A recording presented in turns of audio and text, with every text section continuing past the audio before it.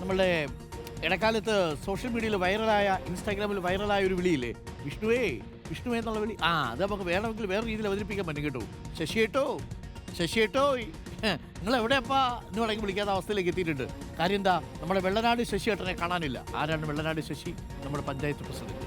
ഏത് പഞ്ചായത്ത് പ്രസിഡന്റ്? മുള്ളൻ പന്നിയെ തല്ലിക്കൊന്നു എന്നതിൻ്റെ പേരിൽ ഇപ്പോൾ വനം വകുപ്പ് തിരിഞ്ഞുകൊണ്ടിരിക്കുന്ന നമ്മുടെ വെള്ളനാട് ശശി. വെള്ളനാട് ശശിയേട്ടനെ കാണാനില്ല. പക്ഷേ പഞ്ചായത്ത് പ്രസിഡന്റ് വനം വകുപ്പിന് മാത്രമേ കാണാനുള്ളൂ. വെള്ളനാട് ശശി ചില പരിപാടികളിലൊക്കെ പങ്കെടുക്കുന്നു എന്നുള്ള ഒരു കാര്യം അറിഞ്ഞിട്ടുണ്ട്. പ്രതിയെ നേരിട്ട് കണ്ട പോലീസിനോട് മുൻകൂർ ജാമ്യാപേക്ഷയിൽ തീരുമാനമാകുന്നതുവരെ നടപടി വേണ്ടെന്ന നിർദ്ദേശമാണ് വനം വകുപ്പ് നൽകിയത്.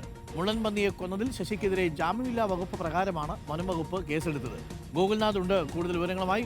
ഗോകുൽ, വെള്ളനാട് ശശിയെ കാണാനില്ല എന്ന് പറയുന്നു. പക്ഷേ വെള്ളനാട് ശശിയെ നാട്ടുകാരൊക്കെ കാണുന്നുണ്ട് ചില പരിപാടികളിൽ. ഇതൊരു ഒളിച്ചുകളിയാണോ? മുള്ളൻ പന്നിയെ തല്ലിക്കൊന്നു പോയിട്ട് അബദ്ധം പറ്റിയതാണെന്നാണ് മനസ്സിലാക്കുന്നത്. പക്ഷേ എന്തായാലും ആ ദൃശ്യങ്ങളൊക്കെ പുറത്തു വന്നു. നമ്മളാണ് ആദ്യം അദ്ദേഹത്തെ തന്നെ വിളിച്ച് ഈ വിവരം അറിയിക്കുന്നത്. ചെയ്ത് കടന്നുപോയി എന്നുള്ളതാണ്. ന്യായീകരിച്ച് സംഭവം കയ്യിൽ നിന്ന് പോയി. ഇപ്പോൾ എന്താണ്, നിയമപരമായി ഒളിച്ചു നടക്കുകയാണ്. പക്ഷേ രാഷ്ട്രീയമായി അദ്ദേഹത്തെ കാണാനും കഴിയുന്നുണ്ട് അല്ലേ? അരുൺകുമാർ, തീർച്ചയായും എന്തായാലും റിപ്പോർട്ടർ ടിവിയിലൂടെയാണ് ആദ്യം ഈ ദൃശ്യങ്ങൾ പുറം ലോകത്തിലേക്ക് എത്തുന്നത്. മുള്ളൻ പന്നിയെ ഇക്കഴിഞ്ഞ മാസം 28-ാം തീയതി രാവിലെ 7:30 തന്നെ വെള്ളനാട് വാളിയറ എന്ന് പറയുന്ന പ്രദേശത്തെത്തിയ വീട്ടിലെത്തിയ മുള്ളൻ പന്നിയാണ് പഞ്ചായത്ത് പ്രസിഡന്റ് വനം വകുപ്പിന്റെ RRT സംഘം എത്തുന്നതിന് മുൻപേ അടിച്ചു കൊല്ലുന്നത്. ആ ദൃശ്യങ്ങൾ റിപ്പോർട്ടർ ടിവിയിലൂടെ പുറത്തു വരികയും ചെയ്തു. ആദ്യം തന്നെ വനം വകുപ്പിനെ വെല്ലുവിളിക്കുന്നുണ്ട്. എന്ത് വനം വകുപ്പ് എന്ന് ചോദിച്ചുകൊണ്ടാണ് പ്രദേശത്ത് കടന്നിരുന്ന ഒരു ഇരുമ്പിന്റെ ദണ്ട് ഉപയോഗിച്ച് മുള്ളൻ പന്നിയുടെ തലയടിച്ചു പൊട്ടിക്കുന്നത്. തുടർന്നാണ് നമ്മൾ തന്നെ ഒരു ടെലി ലൈനിൽ വിളിച്ച് സംസാരിച്ചപ്പോൾ മുള്ളൻ പന്നിയെ വാഹനം ഇടിച്ചതായിരുന്നു. ആ വാഹനം ഇടിച്ചതിന് ശേഷം വീട്ടിലേക്ക് എത്തുന്ന സമയത്ത് അത് പകുതി ജീവനെ ഉണ്ടായിരുന്നുള്ളൂ, ചത്തതാണോ എന്ന് നോക്കിയതാണ് എന്നൊക്കെയുള്ള ചില ന്യായീകരണങ്ങൾ നടത്തിയതാണ്.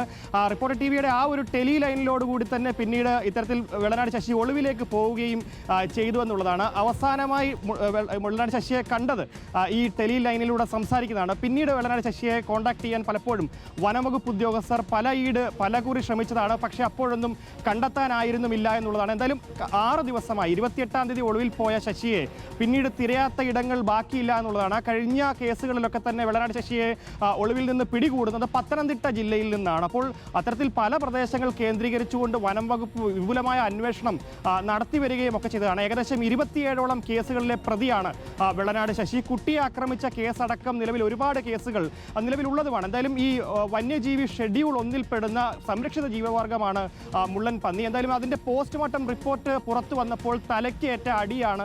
അതുമാത്രമല്ല തലച്ചോറ് പുറത്തു വന്നിട്ടുണ്ടെന്നുള്ള കാര്യം കൂടി ഏറെക്കുറെ വ്യക്തമാവുകയും ചെയ്തതാണ്.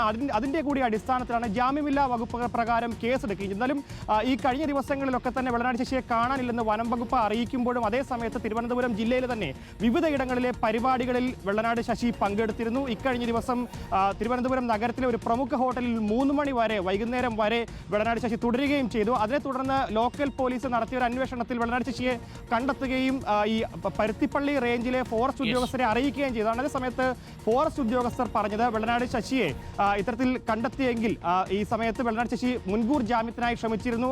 എന്തായാലും തിരുവനന്തപുരത്തെ കോടതിയിൽ നിലവിൽ ആ കേസ് നിലനിൽക്കുന്നുണ്ട്. അതിൻ്റെ അടിസ്ഥാനത്തിൽ ഇപ്പോൾ അറസ്റ്റ് ചെയ്യേണ്ട എന്നുള്ളൊരു തീരുമാനത്തിലേക്ക് എത്തുകയും ചെയ്യുന്നു. അതേ സമയത്ത് നമ്മളടക്കം ഈ പരുത്തിപ്പള്ളി റേഞ്ചിൽ വിളിച്ച് അന്വേഷിക്കുമ്പോൾ വനം വകുപ്പ് ഉദ്യോഗസ്ഥർ അറിയിച്ചുകൊണ്ടിരിക്കുന്നത് അന്വേഷണം നടക്കുന്നുണ്ട്, ഇതിൽ വിട്ടുവീഴ്ചയില്ല എന്ന് പറയുകയും ചെയ്യുന്നു. അതേസമയത്ത് പഞ്ചായത്ത് പ്രസിഡന്റിനെ രക്ഷിക്കാനുള്ള ശ്രമങ്ങൾ വനം വകുപ്പിന്റെ ഭാഗത്തു നിന്ന് ഉണ്ടാകുന്നു എന്നുള്ളതാണ്. കാരണം 27ഓളം കേസുകളിലെ പ്രതിയെ പലപ്പോഴും 1-2 ദിവസത്തിനകം ഒളിവിൽ പോയാൽ പിടികൂടുന്നതാണ് പതിവ് രീതി. സാധാരണ അങ്ങനെയാണ് വെള്ളനാട് ശശിയെ പലപ്പോഴും നെടുമങ്ങാട് അടക്കമുള്ള പ്രദേശങ്ങളിൽ നിന്നൊക്കെ കസ്റ്റഡിയിൽ എടുത്തിട്ടുമുണ്ട്. പക്ഷേ ഇപ്പോൾ നിലവിൽ 6 ദിവസം പിന്നിടുകയാണ്. 6 ദിവസവും കഴിയുമ്പോഴും വനം വകുപ്പ് നിഷ്ക്രിയരായി നോക്കി നിൽക്കേണ്ട ഒരു സ്ഥിതിവിശേഷമാണ്.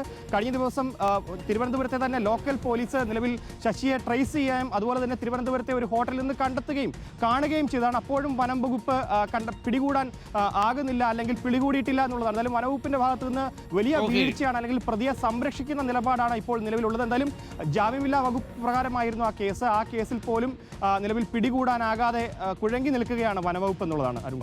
വനം വകുപ്പ് കുഴങ്ങി നിൽക്കുകയാണ് അല്ലെങ്കിൽ തന്നെ